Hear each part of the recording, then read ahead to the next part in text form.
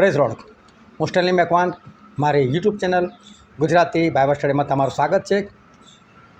મારી ચેનલને તમે સબસ્ક્રાઈબ કરી લો અને ઈશ્વરના જ્ઞાનમાં તમે વધતા જાઓ.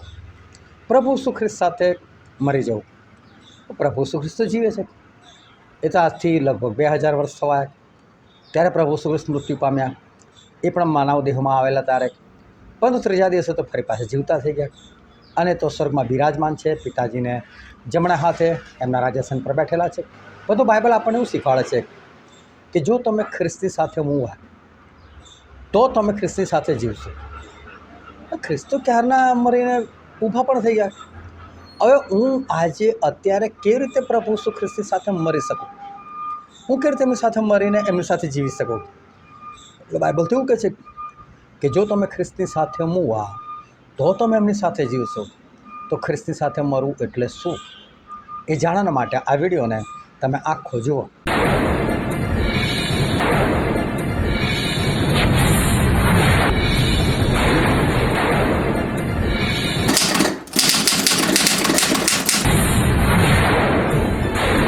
આજે છે તારીખ 24 ફેબ્રુઆરી 2026 સાલ અને વોટ્સએપ પર જે 10 સવાલ પૂછવામાં આવે છે એનો આ વિડીયો છે. અને આજનો સૌથી પહેલો પ્રશ્ન છે, શું ઈશ્વર પ્રેરિત છે? અને એનો જવાબ છે દરેક શાસ્ત્ર. અને દરેક શાસ્ત્ર એટલે એક પુસ્તક, શાસ્ત્ર એટલે એક વચન. અને તમે જો બાઇબલ, આ બાઇબલ શબ્દ જે છે ને, ઘણા લોકો તો એ લોકોને એ પણ નથી ખબર કે બાઇબલ એટલે શું. બાઇબલ એ છે ને એક ગ્રીક શબ્દ છે અને ગ્રીક શબ્દ છે બિબ્લિયા. બિબ્લિયા શબ્દ પરથી આ બાઇબલ શબ્દ આવ્યો છે. અને બાઇબલનો અર્થ થાય છે પુસ્તકોનો સમૂહ. એટલે એક કરતાં વધારે પુસ્તકો તમે એક સાથે ભેગા કરી દો ને તો એને બાઇબલ કહેવાય.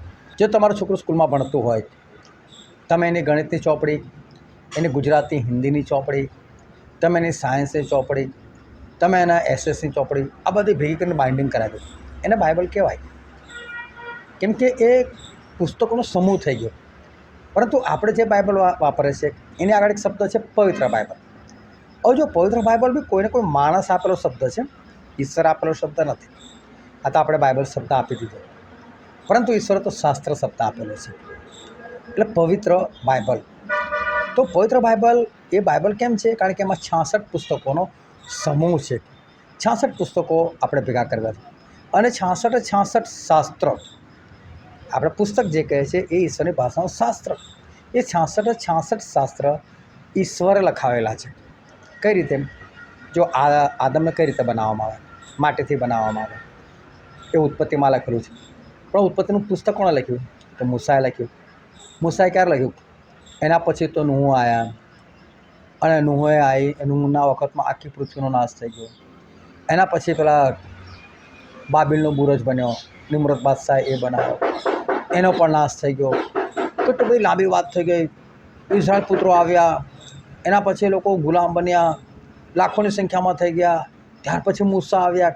અને મૂસા જો લખવા માટે બેસે તો મૂસાને ખબર હોય કે આદમને કઈ રીતે બનાવ્યા? કોઈ પુસ્તક જ નહોતું.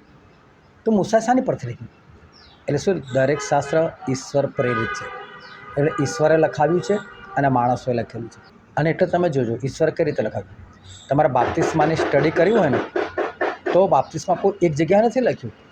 તમારે જૂના કરારથી લઈને નવો કરાર આખો ફેંદવો પડે તો ખરેખર બાપ્તિસ્મા એક્ઝેક્ટ શું કહેવા માગે છે એ તમને ખબર પડે. કોઈક એક જગ્યાએ આખું બાપ્તિસ્માનું તમને શિક્ષણ ના મળી જાય. પ્રભુ ભોજનનું શિક્ષણ કોઈ એક જગ્યાએ તમને ના મળી જાય. તમે ઉત્પત્તિમાં વાંચો, મલ્ખીસેદેકની વાત આવે, પણ મલ્ખીસેદેક કોણ હતા? કેવા હતા? એમનું નામ શું? એમનો અર્થ શું? ક્યાંના રાજા હતા? એ બધું જાણવું હોય ને તો છે હિબ્રુના પત્રમાં જવું પડે. હવે બોલો, ઉત્પત્તિનું પુસ્તક લખણા કોણ? મૂસા. હિબ્રુનું પુસ્તક કોણે લખ્યું? એ આજ સુધી કોઈ નથી ખબર પડી. ઘણા લોકો એવું માને છે કે એ પણ પાઉલે લખ્યું, પરંતુ પાઉલે નથી લખ્યું એવું છાતી ઠોકીને કહી શકું. કારણ કે પાઉલના જેટલા પત્રો છે ને એમાં એમણે શરૂઆતમાં જ લખેલું કે આ પત્ર હું ફલાણાના માટે લખું છું. અને નીચે પોતાનું લખે પ્રભુ ઈસુ ખ્રિસ્તની ઈચ્છાથી થયેલો પ્રેરિત પાઉલ. અને છેલ્લે સલામ જરૂર લખે, જ્યારે હિબ્રુના પત્રમાં બે એવું વસ્તુ નથી. અને ભાષાથી પણ ખબર પડી જાય કે આ પાઉલ પ્રેરિતની ભાષા નથી. આ તો બીજી વાત થઈ ગઈ. પરંતુ આપણા શાસ્ત્ર જે છે એ ઈશ્વર પ્રેરિત છે. એ ઈશ્વરે લખાવ્યા. એટલે ઈશ્વર બોલ્યા અને માણસો લખ્યા. હવે વિચાર કરો કે આ હિબ્રુઓનો પત્ર લખનાર અને પેલી બાજુ ઉત્પત્તિ લખનાર, હવે બે તો મળ્યા જ નથી. મૂસા તો ક્યારના મરી ગયા. હિબ્રુનો પત્ર લખનાર તો કોણ છે, ક્યારે આવ્યા છે એ પણ આપણને નથી ખબર. એટલે અને છતાં જો એ મલ્કીસેદેકની વાત લખી શકતા હોય અને મૂસા જે લખેલું છે એને સમર્થન આપતા હોય, તો એનો મતલબ શું થયો કે લખાવનાર કોઈક એક છે. અને માટે 66 પુસ્તક એટલે 66 શાસ્ત્ર ઈશ્વર પ્રેરિત છે. બધા શાસ્ત્રો એટલે કે આ 66 શાસ્ત્ર, બધા શાસ્ત્ર એટલે આના સિવાયના જે બધા પુસ્તકો છે ભાઈ એ કંઈ ઈશ્વર તરફથી નથી લખાયા એવું કહેવા માગે છે. પછી આજનો બીજો પ્રશ્ન છે, કોણ હાલના જગત પર પ્રેમ રાખીને મને એટલે કે પાઉલને તજીને થેસલોનિકા જતો રહ્યો છે? અને એ છે દિમાસ. હાલના જગત પર, જો જગત પર તો પ્રભુએ બી પ્રેમ કર્યો, પરંતુ પ્રભુ આપણને ના પાડે કે તમે જગત પર પ્રેમ ના કરો. અને તમને કલમ વાંચીને બતાવું. યોહાનનો પહેલો પત્ર તેનો 2 અધ્યાય અને તેની 15, 16 અને 17મી કલમ. જગત પર અથવા જગતમાંના વાના પર પ્રેમ ન રાખો. જગત પર બી પ્રેમ ના રાખો અને જગતના વાના પર પણ પ્રેમ ના રાખો કે છે. પછી શું લખ્યું? જો કોઈ જગત પર પ્રેમ રાખે તો તેનામાં પિતા પરનો પ્રેમ નથી. એટલે જો કોઈ આ જગત પર પ્રેમ રાખે તો એની પર પિતા પરનો એટલે કે ઈશ્વર પ્રત્યેનો પ્રેમ નથી. કેમ કે જગતમાં જે સર્વ છે એટલે દૈહિક વાસના તથા આંખોની લાલસા તથા જીવનનો અહંકાર તે પિતાથી નથી પણ જગતથી છે. જગત તથા તેની લાલસા જતા રહે છે, પણ જે દેવની ઈચ્છા પૂર્ણ કરે છે તે સદા રહે છે. જો ઈશ્વર જગત પર પ્રેમ કરે અને આપણે શું કે તમે જગત પર પ્રેમ ના કરો, પણ બેઉ શબ્દની અંદર ફરક શું છે તમને કહું. ઈશ્વર જગત પર પ્રેમ કરો એટલે જગતના સર્વ મનુષ્યો પર, કોઈ બી ભાષાના હોય, કોઈ બી દેશના હોય અને કોઈ બી ધર્મના હોય, એ બધા પર ઈશ્વર પ્રેમ કરે. પણ આપણને શું કહે કે તમે જગત પર પ્રેમ ના કરો? એટલે જગતની અંદર જે બધી વસ્તુઓ છે, માણસની વાત નથી કરી, જગતની જે બધી વસ્તુઓ છે, આકર્ષક વસ્તુઓ. અત્યારે જો આ એન્ડ્રોઈડ મોબાઈલ, હું વિડીયો પણ એનાથી જ બનાવું છું અને યુટ્યુબ પર અપલોડ બી એનાથી જ કરું છું. પણ આજે એનું બધાને આકર્ષણ કેટલા બધા લોકો ફાલતુમાં રીલ આ તે બધું જોવામાં સમય બરબાદ કરી નાખે છે. તો કે આની પર તમે પ્રેમ ના કરો.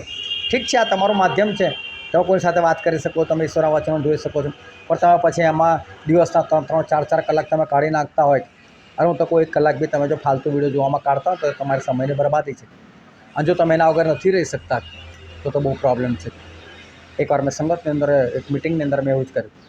મિટિંગની અંદર મેં શીખવાડ્યું કે ઈશ્વર તમને બહુ પ્રેમ કરે છે અને ઈશ્વરે તમારા માટે બધું જ છોડ્યું.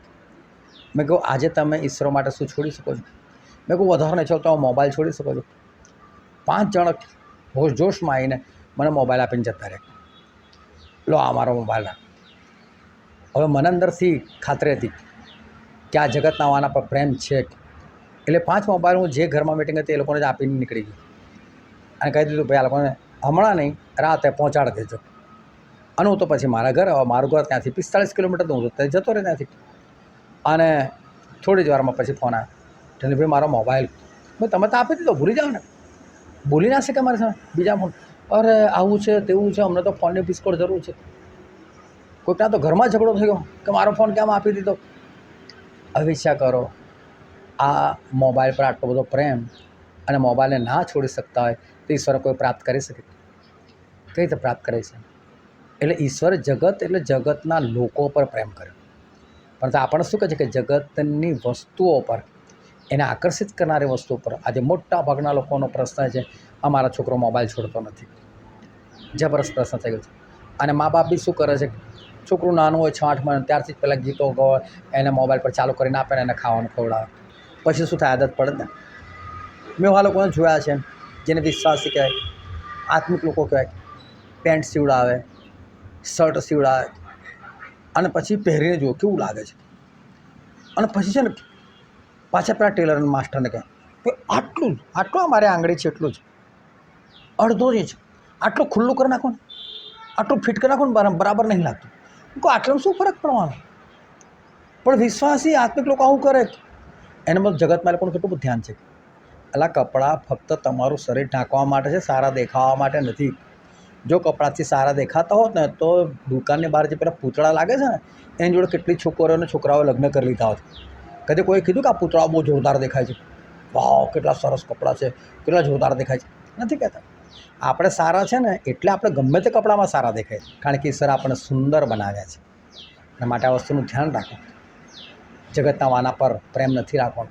મેં તો એવા વિશ્વાસીઓને જોયા છે કે દુકાનમાં આ જઈને કપડાં, ઓ વાવ કેટલું સરસ છે. હા, શું કેટલું સરસ? શરીર ઢાંકવા માટે છે ને. આ તો પાપને લીધે આવેલો શ્રાપ છે. આ તો બાકી કપડાં ક્યાં પહેલાં પહેરવાના હતા? આ તો શ્રાપ તરીકે આવ્યા છે. અને શ્રાપને જોઈને લોકો ખુશ છે. એટલે તો પાઉલ ફરી તિમોથીને કીધું કે સ્ત્રીઓને કહી દે ભાઈ કે મોંઘા કપડાં ના પહેરે, એનાથી પોતાની જાતને ના શણગાર. આ તો શ્રાપ છે. શ્રાપથી થોડા પોતાને શણગારવાના. સારા કામથી શણગારો, સારા કામથી, શ્રાપથી નહીં, એમ કહેવા માગે છે. તો દેમાસ નામનો માણસ એ પાઉલ સાથે જોડેલા, પણ જગતનું આકર્ષણ ના ગયું અને એટલે ફરી પાછા પાઉલને છોડીને એ જગતમાં ઘૂસી ગયા. પણ આપણે પોતાના વિશે કાળજી રાખીએ. પછીનો પ્રશ્ન છે, જો કોઈ શુદ્ધ રહે તો તે શાના માટે તૈયાર કરેલું પાત્ર થશે? અને એનો જવાબ છે સર્વ સારા કામના માટે. જો કોઈ પોતે શુદ્ધ રહે. આજે કેટલાય લોકો એવું કહે છે કે ઈશ્વર અમારો ઉપયોગ કરે તો સારું, ઈશ્વર અમારો ઉપયોગ કરે તો સારું. બરાબર, ઈશ્વર તમારો ઉપયોગ કરે, પણ તમારા કામ જ ના છોડાવે તો, તમે વ્યસનમાં હો, તમે ઝઘડા કંકાસમાં પડેલા હોય તો ઈશ્વર શું ખાક ઉપયોગ કરે? આ બધું છોડવું પડે તો ઈશ્વર તમારો ઉપયોગ કરે. પણ તમે શુદ્ધ ના હો તો હવે માણસ પોતે એ કદાચ ચોરીમાં પકડેલો હોય, માણસ પોતે વ્યભિચારમાં પડેલો હોય અને પછી કોઈના ઘરે જઈને શીખવાડો તમે વ્યભિચાર ના કરો, તમે ચોરી ના કરો, પહેલાં કોઈ શું વિચારે? બે સમય તું જ આવો છે. ભલે એના મોડા પર કદાચ ના બોલે, પણ એ લોકોના જીવનમાં સુધાર આવે. અને આવા લોકોને પછી ઈશ્વર વાપરે ના વાપરે. ઈશ્વર માટે વપરાવું હોય ને તો શુદ્ધ થવું પડે. પહેલાં શુદ્ધ થતાં શીખો કે જેથી કરીને ઈશ્વર તમને વાપરી શકે, સર્વ સારા કામને માટે તમારો ઉપયોગ કરી શકે. પછીનો પ્રશ્ન છે, કોણે મરણને નાબૂદ કર્યું છે? અને એનો જવાબ છે ખ્રિસ્ત ઈસુએ. પ્રભુ ઈસુ ખ્રિસ્તે મરણને નાબૂદ કર્યું છે. હવે તમે જુઓ કે જ્યારે મરણ થયું ને ત્યારે પાસ્ટરો સંદેશો આપ્યો, ઈશ્વરની યોજનામાં મરણ થયું. પેલો બોલો ઈશ્વર ઉપર બેઠા બેઠા યોજના બને કે આને તો હવે મારી નાખીએ આપણે આવી રીતે. એમાં કોઈનું એક્સિડન્ટ બી થયેલું હોય, કોઈ દારૂ પીને મરેલો હોય, કોઈનું મર્ડર બી થઈ ગયેલું હોય, કોઈને કરંટ લાગેલો હોય ને મર્યો હોય, કોઈ આત્મહત્યા કરેલી હોય, કોઈ બીમાર થઈને મળેલો હોય. શું આ પ્રભુ આવી યોજના બનાવે? આ તો ઈશ્વર એમના માટે યોજના બનાવી. ઈશ્વરની મરજીની આગળ કોઈનું કશું નથી ચાલતું. અરે ઈશ્વરની મરજી આવી હોય કે લોકો આવી રીતે મરી જાય? બાઇબલ શું કે કોણે મરણને નાબૂદ કર્યું છે? તો ખ્રિસ્ત ઈસુએ તો મરણને નાબૂદ કર્યું છે. ઓ મરણ તારો ડંખ ક્યાં? ઓ મરણ તારો જય ક્યાં? એવું 1 કોરિન્થીના પત્રમાં 15મા અધ્યાયમાં લખેલું છે. મરણનો તો ડંખ છે. શું ઈશ્વર ડંખ મારે? ઓ મરણ તારો જય ક્યાં? તો શું ઈશ્વર પરાજય પામેલા છે? ઈશ્વર પોતે મરણ નથી, એ કોઈને મોત આપતા જ નથી. એ ફેંસલો કરે. દાખલા તરીકે કોઈ જજ હોય, એ કોઈના કામ અનુસાર ફેંસલો કરે કે ભાઈ આને ફાંસીએ ચડાવી દો, તો કે એણે એનું મર્ડર નથી કર્યું. જજ તો સારો જ છે. પેલાના કામ એવા છે ને કે એને ફાંસી મળી. લોકોના કામ એવા હોય ને તો બીમારીમાં મરે, શ્રાપોમાં મરે, એક્સિડન્ટમાં મરી જાય. એ લોકોના કામ. ઈશ્વરનો આત્મા ના હોય, ઈશ્વરનું રક્ષણ તો શું પછી મરી જ જાય ને. પણ મરણ છે ને સારું થવું જોઈએ, સારી અવસ્થામાં થવું જોઈએ. મરણ તો છે જ, પણ મરણ છે ને ઈશ્વરનો શત્રુ છે. કારણ કે 1 કોરિન્થી 15મો અધ્યાય 26 કલમ, જે છેલ્લો શત્રુ નાશ પામશે તે મરણ છે. પ્રકટીકરણ 20મો અધ્યાય 15મી કલમ, મરણ અને હાદેસને એ અગ્નિની ખાઈમાં નાખી દેવામાં આવ્યા. મરણને તો અગ્નિની ખાઈમાં નાખવામાં આવ્યું. વિચાર કરો. તો એનો મતલબ એવો થયો કે મરણ એ ઈશ્વરથી નથી.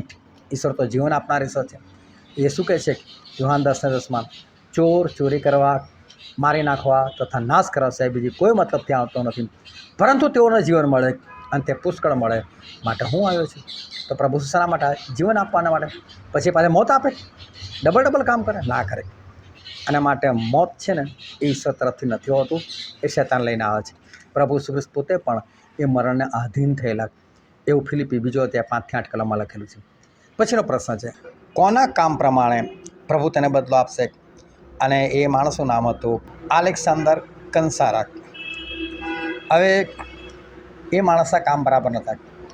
એણે પાઉલને બહુ બધું નુકસાન કરેલું. હવે કેવા પ્રકારનું નુકસાન એ કંઈ લખવામાં નથી આવ્યું, એટલે હું પણ બોલી શકતો નથી. પરંતુ એણે પાઉલ પ્રત્યે બહુ હેરાન કર્યા હશે, ઘણું બધું નુકસાન કર્યું હશે. બની શકે જ્યાં સુવાર્તા આપતા હશે ત્યાંના લોકોને ધમકાયા હશે, આને ના બોલાવો, કે પછી લોકોને બીજી કંઈ વાતો કરીને લોકોને ફરી પાછા શેતાન તરફ લઈ ગયો છે, ગમે તે, પણ પાઉલને બહુ નુકસાનકારક હતું. તો પાઉલ શું કહે, મારે શું, ભલે ને જે હોય તે, ઈશ્વર એના કામ પ્રમાણે એને બદલો આપશે. અને માટે આપણે જેવા કામ કરે છે ને એવો આપણને બદલો મળે છે. અને એક સેવક તરીકે, એક ઈશ્વરના લોકો તરીકે કદી આપણે બદલો લેવાની વાત નહીં કરવાની. ઈશ્વરના હાથમાં છોડી દેવાનું. જે કંઈ કરવું છે ઈશ્વરને કરવું છે. ઈશ્વર કરશે. ઈશ્વર એના કામ પ્રમાણે બદલો આપશે. આપણે હૃદય સાફ રાખીએ. પછીનો પ્રશ્ન છે, ખ્રિસ્ત ઈસુએ સુવાર્તા દ્વારા શું પ્રગટ કર્યું છે? અને એનો જવાબ છે જીવન તથા અમરપણું. અમરપણું એટલે કદી પણ મરણ જ નહીં થાય એવું. એટલે પ્રભુ શું કીધું માર્થાને કે પુનરુત્થાન તથા જીવન હું છું. જો કોઈ મારી પર વિશ્વાસ કરે છે તે જો કે મરી જાય તો પણ પાછો જીવન થશે. અને જે જીવે છે અને વિશ્વાસ કરે છે તે કદી જ નહીં મરે. શું તેઓ વિશ્વાસ કરે છે? એટલે પ્રભુ શું કહેવા માગે છે કે જો કોઈ પણ મારી પર વિશ્વાસ કરતો હશે ને એ મરી જશે ને તો પણ એને ફરી પાછો ઉઠાડીશ અને એને સ્વર્ગમાં લઈ લઈશ, એને અમર કરી દઈશ. એ કદી નહીં મરે. અને મારી પર જે વિશ્વાસ કરે છે, જીવી રહ્યો છે અને મારું બીજું આગમન થઈ જશે તો તેને કદી જ નહીં મરવા દઉં. એ તો સીધો સ્વર્ગમાં આવશે. એમ પ્રભુ કહેવા માગે છે.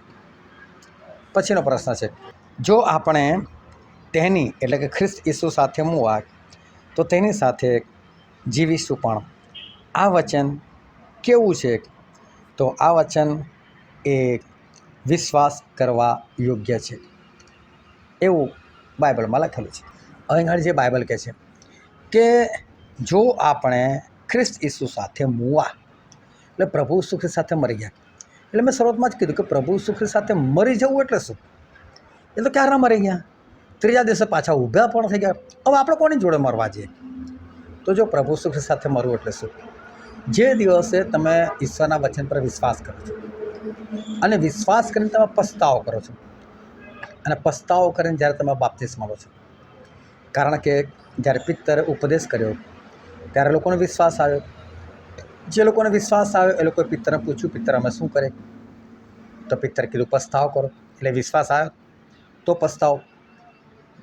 પસ્તાવો કરીને તમે પ્રભુ ઈસુ ખ્રિસ્તના નામે તમે બાપ્તિસ્મા લો. અને જો તમે બાપ્તિસ્મા લેશો તો તમારા પાપનું નિવારણ થશે અને તમને પવિત્ર આત્મા મળશે. આ એક પદ્ધતિ છે, પગથિયા છે, આ એક ક્રિયા છે પાપોની માફી અને પવિત્ર આત્મા મેળવવાની.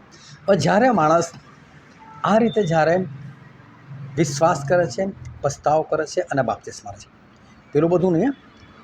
નાનું બાળક હોય, 6-8 મહિનાનું હોય, 1-1.5 વર્ષનું હોય, પાસ્ટરના હાથમાં રહેતું ના હોય, છટપટા કરતું હોય અને રડતું હોય અને એની ઉપર 2-4 છાંટા મારી દેવાના પિતા પુત્ર પવિત્ર આત્માના નામે, અને પછી કંઈ બાપ્તિસ્મા થઈ ગયું. હું એની વાત નથી કરતો. બાપ્તિસ્મા ક્યારે લેવાય? ઈશ્વરના વચન પર વિશ્વાસ આવે ત્યાર પછી જ. એના પછી બી બીજું વસ્તુ આ પસ્તાવો કરો. અને પસ્તાવો એટલે શું? પસ્તાવામાં છે 9 બાબત રહેલી છે. 9 બાબત. એ આખા બાઇબલમાં તમે કોઈ પણ જગ્યાએ મને પસ્તાવાનો અર્થ શોધીને બતાવજો, નહીં મળે. અને છતાં લખ્યો છે, પરંતુ એવી રીતે લખેલો છે કે સામાન્ય માણસને ના સમજ પડે. પણ જો તમે પસ્તાવ શું છે જાણવા માગતા હોય તો મારો વિડીયો જોજો, જે તમે સ્ક્રીન પર દેખાય છે, કે સાચું બાપ્તિસ્મા શું છે, એને પસ્તાવ એટલે શું કરવાનું. અને એ બાબત જે કરવા માટે તૈયાર થાય એણે પછી પાણીમાં બાપ્તિસ્મા લેવાનો છે. એ પણ કુંડમાં નહીં, છાંટા મારીને નહીં, કાયદેસર વહેતું પાણી. કેમ કાયદેસર વહેતું પાણી? એ બધું આ વિડીયોની અંદર તમે સાંભળજો એટલે ખબર પડી જશે કેમ વહેતું પાણી જ હોવું જોઈએ. કુંડમાં લીધેલું બાપ્તિસ્મા ખોટું અને ખોટું છે. વાદ વિવાદ નહીં કરું, માનવું તો માનજો, બાકી મારા વિડીયોમાં જોઈ લેજો કેમ એ ખોટું છે, ખબર પડી જશે. અને ત્યાર પછી જ્યારે આ ક્રિયા તમે પૂરી કરો ત્યારે પ્રભુ ઈસુ ખ્રિસ્ત તમને માફ કરે. માફ કરે એટલે તમને પવિત્ર આત્મા આપે. હવે રોમનોનો પત્ર તેનો 6 અધ્યાય અને તેની 3 અને 4 કલમમાં લખેલું છે કે આપણે જેઓ ખ્રિસ્ત ઈસુમાં બાપ્તિસ્મા પામ્યા તેઓ તેના મરણમાં બાપ્તિસ્મા પામ્યા. એટલે કે પ્રભુ ઈસુ ખ્રિસ્તના મરણમાં આપણે ડૂબ્યા અને પ્રભુ ઈસુ ખ્રિસ્તનું મરણ, એમનું લોહી વહી ગયું એટલા માટે થયું. તો આપણે એમના લોહીમાં ડૂબીને બહાર આવ્યા છીએ. એટલે બાપ્તિસ્માનું પાણી આપણા માટે પ્રભુ ઈસુ ખ્રિસ્તનું લોહી બની જાય છે. અને બાઇબલમાં એવું લખ્યું, પ્રભુ ઈસુ ખ્રિસ્તે શું કીધું શિષ્યોને? પ્યાલો લઈને, આ મારું પવિત્ર લોહી છે નવા કરારનું, જે ઘણાઓની પાપોની માફીને અર્થે વહેવડાવવામાં આવે છે. વહેવડાવવામાં આવે છે, સ્થિર રાખવામાં આવે છે નથી. કોઈ જગ્યાએ ભરીને રાખવામાં આવે છે એવું નથી કીધું. એટલે પ્રભુ શ્રી કૃષ્ણ લોહીમાં ડૂબવું અને તો એ લોહી વહેતું છે, અને માટે વહેતું પાણી જોઈએ. અને વહેતું પાણી જોઈએ. અને તમે વિચાર કરો કે તમે પ્રભુ શ્રી કૃષ્ણ લોહી એક જગ્યાએ ભરેલું છે કુંડમાં, સમજો એક માણસો બાપ્તિસ્મા થઈ ગયો એટલે એના બધા પાપ ધોવાઈ ગયા. હવે એ જ પાણીની અંદર જેની અંદર પેલાના પાપ રહી ગયેલા છે, બીજો ડૂબે તો શું થાય? તમે કપડાં ધોવો અને નીચોવી નાખો અને પાણી ભરી રાખો અને ફરી બીજા કપડાં એમાં જ ધોવો, શું ધોવાશે? આ સીધું સાદું ગણિત છે, પણ લોકોને માનવું નથી હોતું. એક જ બાપ્તિસ્મા પકડીને બેઠા છે. પણ એક જ બાપ્તિસ્માનો અર્થ જ આ થાય છે, વિશ્વાસ કરીને, પસ્તાવો કરીને, વહેતા પાણીમાં ડૂબીને લે, એ જ એક જ બાપ્તિસ્મા. બીજા બધા છે ને એ તો બાપ્તિસ્મા જ નથી ગણતા. એક જ બાપ્તિસ્મા આવું છે. અને એ બાપ્તિસ્મા જ્યારે લે ત્યારે રોમન 6:3-4 કે આપણે જેઓ ખ્રિસ્ત ઈસુમાં બાપ્તિસ્મા પામ્યા તેઓ તેના મરણમાં બાપ્તિસ્મા પામ્યા, આપણે તેની સાથે દટાયા. એટલે જ્યારે બાપ્તિસ્માના પાણીમાં તમે આમ કરીને ડૂબી જાઓ છો ને, એને દફન કહેવામાં. તમે મરી ગયા કોની સાથે? પ્રભુ ઈસુ ખ્રિસ્ત સાથે. આને કહેવાય દફન થયું. જો તમે ખ્રિસ્ત ઈસુ સાથે મુવા એ તમે મરી ગયા, અને પછી જ્યારે તમે પાછા ઉઠો છો ત્યારે કે તમે નવા જીવનમાં પાછા ઉઠ્યા અને હવે નવા જીવનમાં ચાલો એમ કહે છે. એટલે જો તમે ખ્રિસ્ત ઈસુમાં ડૂબ્યા એટલે કે એમની દફનની સમાનતામાં આવ્યા, તમે એમની સાથે મરી ગયા એટલે કે તમારું સાચું બાપ્તિસ્મા થયું, તો જ તમે પ્રભુ ઈસુ ખ્રિસ્તની સાથે જીવશો. મતલબ કે સાચું બાપ્તિસ્મા નહીં થયું હોય ને તો ભૂલથી પણ સ્વર્ગ નથી, નથી, નથી અને નથી જ. આટલી વસ્તુ તમારે માનવી જ પડશે. ના માનો તો તમારા માથે, મેં તમને કહી દીધું. પણ હું કલમ બધી મેં તમને મોડે કહી દીધી. આનું બોલ્યો છે એ પ્રમાણે જ કલમ લખેલી છે, તમે બાઇબલ અંદર જોઈ લેજો. અને આ બાપ્તિસ્માનો વિડીયો ખાસ જોજો, પણ આ 2 કલાકનો છે, પરંતુ નર્કમાંથી તમે સ્વર્ગમાં લઈ જવાના માટે સક્ષમ છે. ઈશ્વર જ વચનો છે, મારું કોઈ વચન નથી અંદર. પણ ધ્યાનથી સાંભળજો. જો તમે ખ્રિસ્તી સાથે મુવા, હવે મરેલો માણસ હોય, તમે જોજો મરેલા માણસથી લોકો કદર બહુ કરે.